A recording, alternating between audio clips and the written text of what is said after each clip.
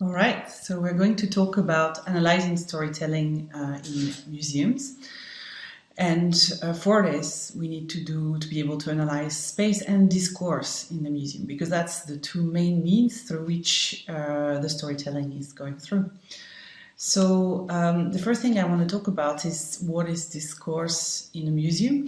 We've talked about the various stories that are being told in a museum, the various ways in which ideologies are conveyed in a museum. And what's important to remember is that a discourse is any unit of talk, and that unit of talk can be a sentence, it can be a paragraph, it can be a label, it can be a wall text, it can also be a catalog, for example, or a website. So what's important to keep in mind when you're analyzing those discourses, and you can do some proper discourse analysis if you want, but there are some tools that are actually specifically made for museums. So the main authors for these kinds of things are Ferguson and Mieke Bol in particular. And I do recommend that if you want to analyze the discourse in a museum, you read Mieke Bol's Double Exposure, because it's a really helpful example of how discourse can be unpacked from a museum space. So one of the first things that you really want to think about is who is talking. As we've seen in our other videos, the problem of who is talking and to whom is very important in the museum storytelling, because if it's the institution that is talking, it's going to be a very different types of storytelling than if you have a multivocal participatory group, for example. And to whom is also important. Are they talking to experts? Are they talking to children? Are they talking to another specific groups like stamp collectors? And in which authority are they talking? Are they trying to convince? Are they trying to convey? Are they trying... What kind of level of authority is passed through in that discourse? And that's going to come through very often in the way in which texts are written, or the way in which verbs or formulations, if you're having something formal or informal, etc. So these kinds of things are really important. So basically you analyze them just like you would a narrative. You're looking for points of views, for focalizers, for patterns of languages, those kinds of things. And again, if you're interested in analyzing really properly discourse and mostly texts in museum, then really have a look at Mieke Bol's Double Exposure. Another tool to analyze space is something that I built from Roppola's framework. Her book, Designing for the Museum Visitor Experience, that came out in 2012, is really helpful to think about space as a mode of storytelling, as a tool for storytelling. So we're going to go through her framework, and we're going to see part by part the various aspects that you can look at when you're analyzing space. And I think what she's doing, cutting that space in various ways, is really implementable in terms of space analysis. And that's on her work that I based the analysis grid that you have in order to do the exercises. So the first kind of level for her in terms of designing for audiences and in terms of kind of storytelling in a museum is what she calls framing. And by framing, she's talking about organization and expectation negotiation. You can see that for all of those kind of different aspects, I've added a multimodal tool just to help you think about the way in which the digital integrates in there, or the sound integrates in there, or other kind of modes of communication integrate in there. So I've started by three relatively kind of vague terms, but it's because they will help you kind of enter that space and start to analyze the space. The first one is the museum space itself.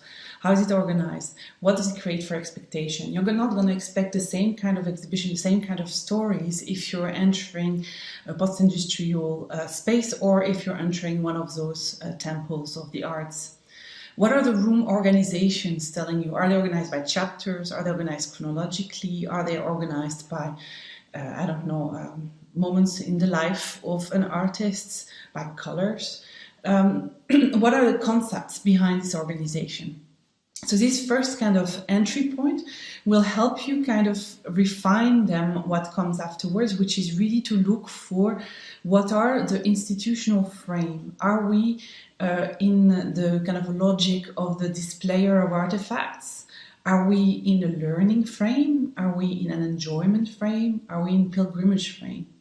So those kind of things are going to come through from the first three elements that you looked at. The second thing that you want to look at is the reframing. So what is the architecture doing, for example, to the work? Like what the institutional frame what the institutional frame has created is actually reframed through other things. So, for example, through architecture, through artifying, through content presentation. So this link with the present and the past. Through interpretive media. So what kind of tools are there in the space that are trying to reframe that institutional frame? Then the last level for framing is really the exhibit frame. So you're looking at the materiality of the exhibition. Are we having, marble plinth, or are we using plywood?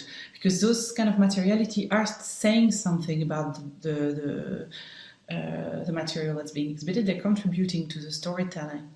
Same thing with the explanatory exhibit frames, like or the temporal exhibit frames. So try to have a look at all those things. That should give you a first layer of how the exhibition space is framing the story for the public. The second layer that Roppola is having is called resonating, and I quite like this term because she really means by that the engagement of visitors. And by this, so I again started with some things that you can just see, and then went really in Roppola's frame to try and help you kind of go a bit further.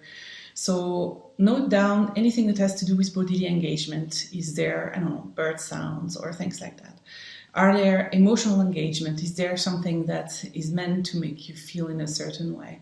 What about social engagement? Is there something to kind of to help visitors relate on a broader scale? Look for amplified energy. So, for example, like spotlights that are going to put forward a specific artwork or things like that. And once you have all those little notes, then you can start thinking about perceptual resonance. So things that have to do with intrasensory completion or intersensory enhancement, or illusions, for example. Things that have to do with resonance as coalescence, so physically, personally, socially. And things that have to do with resonance, body-brain ensemble. And so kind of try to draw some conclusions from there. For example, is there jumbled visual? Is there statics? For example, is there a place in the exhibition where you actually hear contradictory sounds than what you would hear, etc.? So that helps you be a bit more critical about the way in which the exhibition is trying to engage the visitors. The third level is channeling. So channeling is the directedness and cohesion. That's how you get people, how people and ideas move, and how cohesive the whole story is. So instead of having bits and pieces of story, you really have something that makes sense as a whole. So the first thing to look at are the spatial channels. So it's everything that's physical. How do you move? Can you navigate between different parts of the exhibition? Are there pauses? Are there places where you can sit down, where you can think? Where are the portals between different rooms? What can you see from one room to the other? The second way of channeling is the multimodal, multimedial channels. So everything that has to do with perceptual. Is it restorative? Is it fragmented? Is it selective? Is it synchronous? Try to think about the way in which these work. And finally, there's the narrative channels that are really more to do with concept, that the exhibition is built in logical kind of development.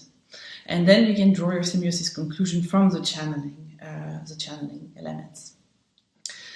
The final level is broadening, and it has to do with relevance and link to the world. And again, I've tried to kind of leave a little bit of room so that you can think about, okay, what's personal, what's social here? Like, what kind of things are trying to engage you in a way that makes you look outside of the exhibition or inside yourself. So is there experiential broadening, affective broadening, conceptual broadening, discursive broadening, etc. So really try to think about how the exhibition performs in a certain way to engage you on a broader scale with the content. So that's it for Roppola. That's a tool that I find very helpful when I'm working on exhibition spaces. For digital narratives, the Roppola works to some measure, but often doesn't have is there something missing? And what I found in my research is that Palombini's work, especially his article Storytelling and Telling History, is really helpful because he helps you think through maybe things that are a bit more that have a bit more to do with the narrative structure. So, for example, is it linear or non-linear? With matters of agent, events, and change, which are really part of that narrative structure. So, which are the agent of the story? What are the event? And what kind of change do you see throughout the narrative, throughout the story? And he also distinguishes between three arena types that I think are also helpful to kind of analyze digital narratives for museums. Because, of course, one of the main problems of digital narrative in museums is that tension between the story and the real, the fact and the imaginary. And those arena types are actually taking that into consideration. The first one is the fictional arena, and the idea is that you have bits of infos, and they are actually integrated in a broader story, but what's important is the main plot, the general story. So the fiction is really at the core to help create an imaginary understanding of the period, for example. The second frame arena types that he has is he calls the explanatory arena, and here you have a main plot or character that are real, and then the minor characters are fictional or events. And finally, he has the emotional arena, which is the reverse, where the main plot and character is fictional, but then all the secondary events are real. So it's a way to kind of evaluate the relationship that those stories have with historical facts, for example. And he's very emphatic, Palombini is very emphatic about the need for fiction in historical contexts or scientific contexts to be here to fill in gaps, things that we don't know, rather than fictionalize facts that we know about. So it's a really interesting read, and I think it's very helpful when you're thinking about storytelling in narratives. So I hope that this already helps you a little bit. A last thing I wanted to introduce you to, if you don't know it already, especially when we start working with exhibition or material that is crossing across media, so that's transmedial or that's multimodal. There is this very good book called Story Worlds Across Media by edited by Ryan and Tom in 2014, that is very helpful when it comes to this, because the main thing that they're introducing is the concept of story world. And a story world then is a story. The story is at the core, if you want, but the way in which the story is being told can take many different forms. And she takes the example of Star Wars, which I think is quite a good example, in the sense that you have the movies, but then there is a whole world around it of games, of comic books, of books, all kinds of different ways in which people engage, or even TV TV spin-offs, etc. So all kinds of ways, all kinds of mediums in which the story kind of unfolds. So I think it can be really helpful if you're dealing with something that has various kind of a convergence of different medium. So I hope we've increased your toolbox to analyze storytelling in museums and in digital spaces. And good luck with the exercises.